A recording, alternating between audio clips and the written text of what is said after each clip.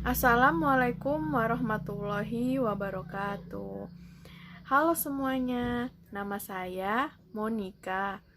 Nomor induk mahasiswa 17 12 0054 dari jurusan akuntansi. Di video kali ini saya akan memberikan materi tentang sistem akuntansi penggajian dan pengupahan. Disimak ya penjelasannya.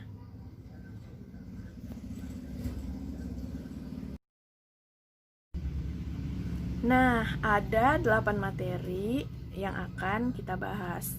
Mulai dari pengertian sistem akuntansi, pengertian sistem akuntansi, penggajian dan pengupahan, dokumen yang akan digunakan dalam sistem akuntansi, penggajian dan pengupahan, lalu fungsinya, terus ada juga catatan akuntansi yang akan digunakan, lalu ada jaringan prosedurnya, dan yang terakhir ada bagan alir dari sistem akuntansi, penggajian dan pengupahan itu sendiri.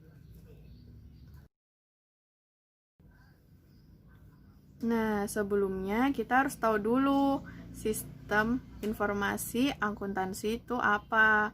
Nah, yang pertama, sistem. Sistem adalah sekelompok unsur yang saling berhubungan satu dengan yang lainnya untuk bersama-sama mencapai suatu tujuan tertentu. Kemudian akuntansi. Akuntansi merupakan suatu sistem informasi yang mengukur aktivitas bisnis, memproses data menjadi laporan, dan mengkomunikasikan hasilnya kepada pengambil keputusan yang dapat mempengaruhi aktivitas bisnis.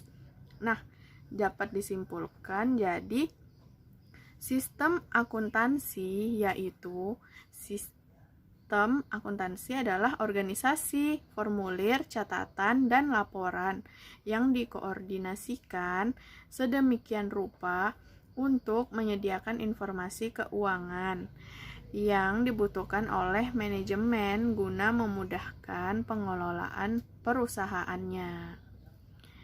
Kemudian, apa hubungannya dengan gaji dan upah? Nah, kita harus tahu dulu gaji dan upah itu apa sih? Gaji. Yang pertama, gaji merupakan pembayaran atas penyerahan jasa yang dilakukan oleh karyawan yang mempunyai jenjang jabatan manajer yang dibayarkan secara tetap per bulannya. Nah, kemudian upah. Upah merupakan imbalan yang dibayarkan kepada pekerja dengan periode waktu yang tidak tertentu atau tidak teratur. Nah, dapat disimpulkan bahwa sistem akuntansi, penggajian dan pengupahan adalah sistem yang dirancang untuk menangani transaksi perhitungan gaji dan upah karyawan serta pembayarannya. Oke, kita akan lanjut ke materi selanjutnya.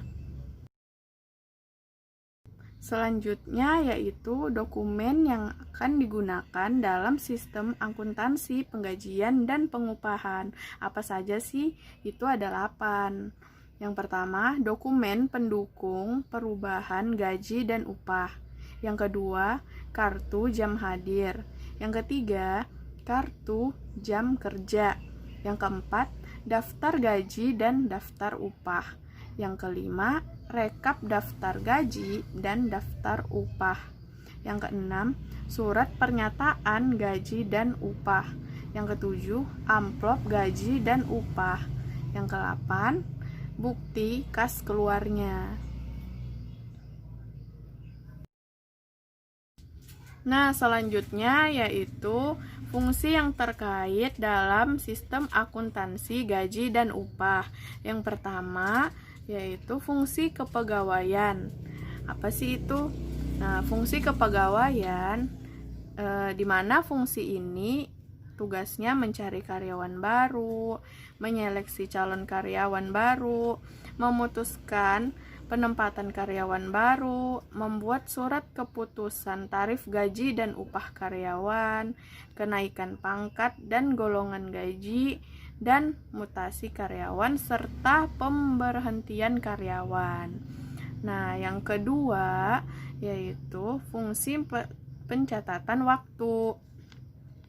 Apa sih itu fungsi pencatatan waktu? Di mana bagian ini menyelenggarakan catatan waktu hadir bagi semua karyawan perusahaan. Nah, yang ketiga, fungsi pembuat daftar gaji dan upah. Sudah jelas kan, pembuat daftar gaji dan upah, dia bertanggung jawab membuat daftar gaji dan upah, baik yang menjadi hak pendapatan karyawan dan berbagai potongan yang menjadi beban karyawan selama periode waktu penggajian tersebut. Nah, yang keempat yaitu fungsi akuntansinya. Fungsi akuntansi di sini bertanggung jawab terhadap kewajiban yang timbul pada pembayaran gaji. Nah, di fungsi ini terdapat 3 bagian, yaitu bagian utang, bagian kartu biaya, dan bagian jurnal. Nah, selanjutnya yang terakhir, fungsi keuangan, di mana fungsi keuangan ini bertanggung jawab untuk mengisi cek untuk melakukan pembayaran gaji dan upah pada karyawan. Sudah jelas ya fungsi keuangan, dia yang melakukan pembayarannya, dia melakukan pembayaran ke bank, seperti itu.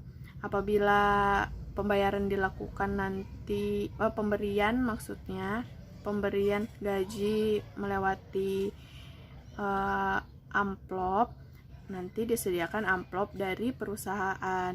Tapi kalau misalnya sistem zaman sekarang nih serba otomatis, jadi dari bank langsung ke rekening masing-masing karyawan. Nah, yang mengurusnya itu adalah bagian fungsi keuangan ini. Seperti itu.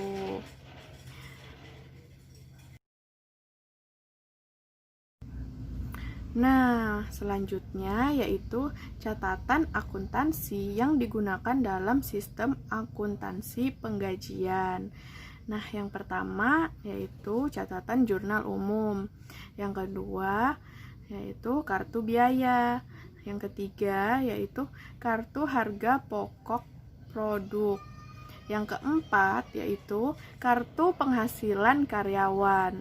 Nah, ini keempat ini adalah catatan akuntansi yang digunakan dalam sistem akuntansi penggajian dan pengupahan. Selanjutnya yaitu ada juga jaringan prosedur yang membentuk sistem penggajian dan pengupahan itu sendiri. Nah, prosedur yang pertama yaitu prosedur pencatatan waktu hadir. Nah, yang kedua, prosedur pencatatan waktu kerja. Yang ketiga, prosedur pembuatan daftar gaji dan upah. Yang keempat, prosedur distribusi biaya gaji. Nah, yang kelima, prosedur pembayaran gaji dan upah.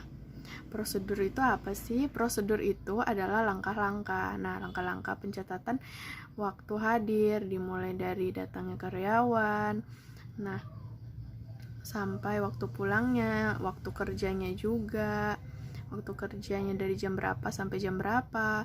Nah, daftar gajinya yang paling penting, yang materi yang kita bahas sekarang itu dicatat juga prosedurnya. Ya, terus ada distribusi biaya gajinya, dan yang terakhir pembayarannya, prosedur pembayarannya. Nah, setelah pembahasan yang sebelum-sebelumnya, kita masuk ke pembahasan yang terakhir, yaitu bagan alir sistem akuntansi penggajian dan pengupahan itu sendiri. Nah, teman-teman bisa lihat di bagian sini ya. Ini adalah bagan mulai dari bagian pencatatan waktu sampai selesai.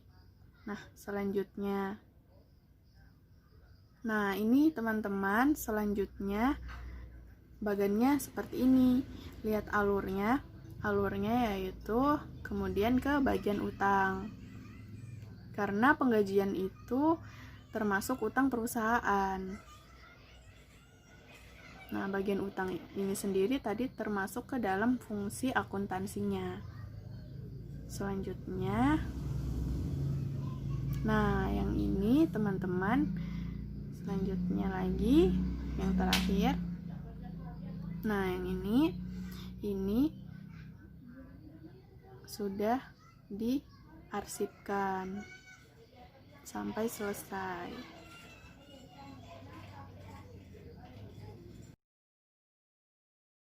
Nah, sudah selesai pembahasan saya di video kali ini. Pembahasan tentang sistem akuntansi, penggajian, dan pengupahan. Kurang dan lebihnya saya mohon maaf, karena kesempurnaan itu hanya milik Allah, bukan manusia. Wassalamualaikum warahmatullahi wabarakatuh. Terima kasih.